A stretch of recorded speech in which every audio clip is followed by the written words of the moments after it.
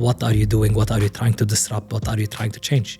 If we don't do those things prior to starting the business, then what's the point of what are you building? The rest is operation. The rest is translation of everything that you've done. Or that concept will never see the light. That business should not see the light. Welcome back to the My First Business podcast. This is a mini episode where I take some of the best parts of my interviews with phenomenal entrepreneurs and chop it up for you like a snack.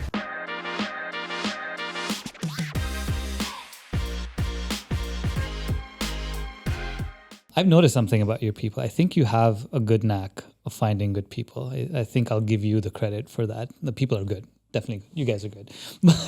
But forget finding for a second, finding good people, because that's I think more of a art than a science. But I want to talk about retention and retaining people, and the ability for a founder or the CEO or the owner of the business to keep people with you for long term. That is a skill I'm looking to build right now. We've experimented a lot with full-time employees, with freelancers, with contractors, and something in between. And I've been a manager since I was 27. I'm 36 now. So I got my first managerial role when I was pretty young.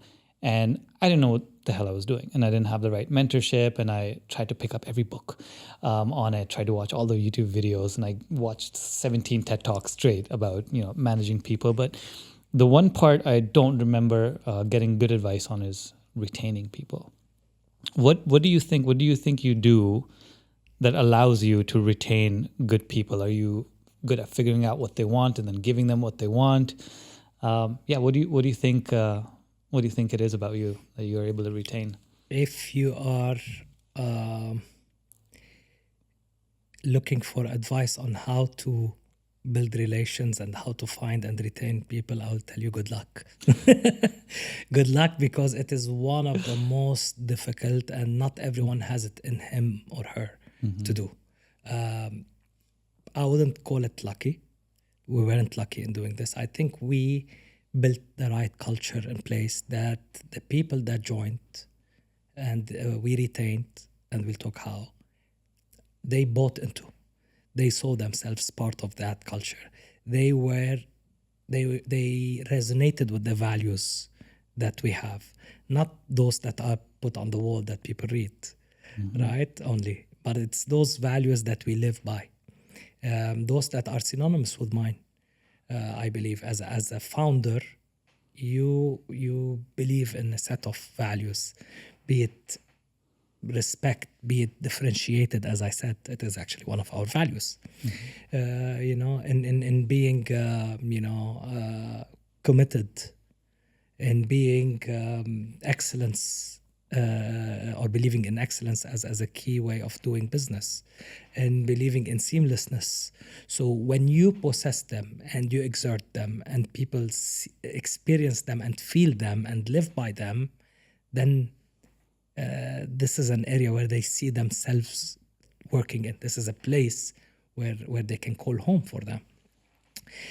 We didn't get it right all the time, and we had to take sometimes painful measures, and that's the worst aspect of the business, letting go. But I think it is much healthier to let go with those who do not share your values, those who do not understand the culture, those who do not buy into what you're doing and your vision. And those that stuck around, anyone says that, you said it, and every single client that we have say, you have a culture that very much is synonymous, is very much in line with you as a person, as we know. So those who meet me, those who know me, those who worked even with me and see what I've built in terms of the operation, they understand how this culture very much looks like me, and definitely what Brand Lounge is all about today. Going back to COVID, the team contribution and the culture in specific, I will link it all together in one aspect. We talked about that period, we called it fun time. I would say it was fun because it was new, because we learned how to mobilize and move into remote work mode by default. So I think what makes us who we are today is that we're always agile. So we don't stick to what we have. And again, that is to your question earlier. When every time we see ourselves slowing down or going into a crisis, how do we pivot? How do we thrive after that survival mode is off? And I think it has to do with the culture that we've built. It's the people understanding that this is an opportunity, although we don't know to what extent, especially with COVID, how long it is and where it will take us, what is the shape of the world. But it is an opportunity to pivot after that because we're agile. So we don't stick to our norms, we challenge our beliefs.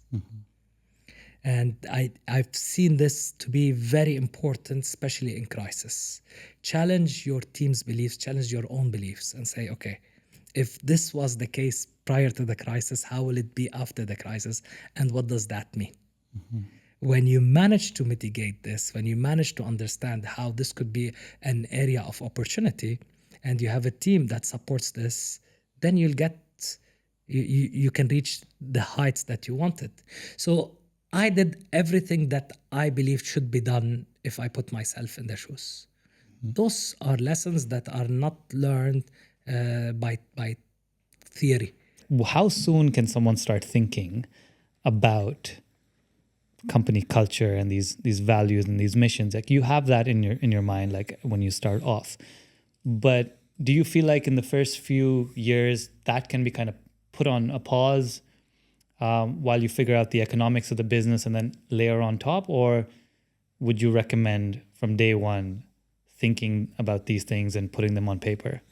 If you're an entrepreneur who started a business, you started with an idea, a concept. The idea is that if you understand the value of a brand on a business, you'll know that it comes even before the business plan. And when you understand what are the components of having the ideal brand experience that you want to deliver, you will understand that it is purpose, which you've just touched on the output of it, which is impact. But it is your contribution and impact that defines the purpose.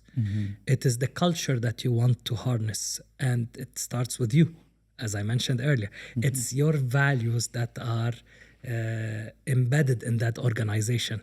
It's your beliefs. It's that place that you want to come to and say, this is what I did and built.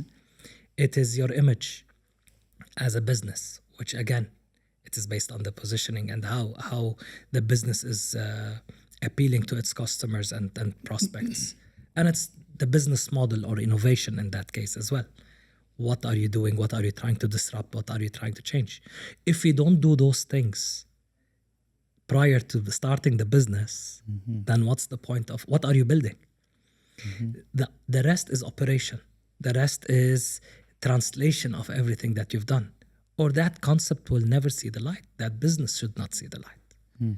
I was having a debate in London Business School, and I won that debate with an instructor of marketing.